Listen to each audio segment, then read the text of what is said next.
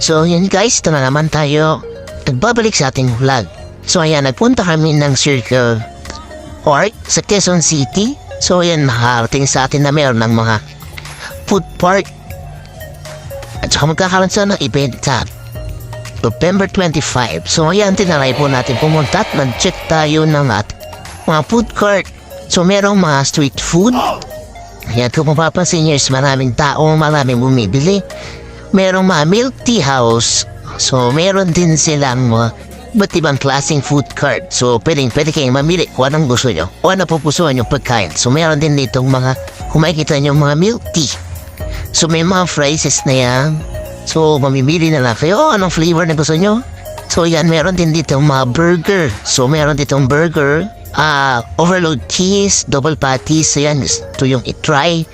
Just try it. So make sure masarap ang kanilang mga paninda dyan.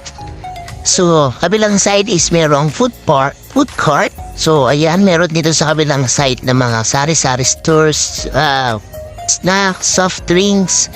Kung gusto yung may iba naman, o ayan, meron din silang pizza.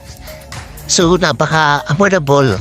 Pasok sa inyong budget. So, kaya, pwedeng pang pamilya. So, ayan, nag-try kami ng sisig sarap.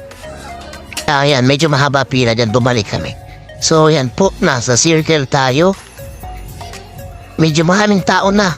So, gabi-gabi yan. So, open sila gabi-gabi. So, gabi-gabi rin maraming tao. So, ayan, nag-try kami sa sisig sarap. Tinaway namin yan. Ang kanilang sisig. Rice. So, in the bowl siya sa isang lalagyan. Pero napakasarap. Sulit na sulit yung inyong binayad dito. So, just try it, guys. So, for sure, masarap yan.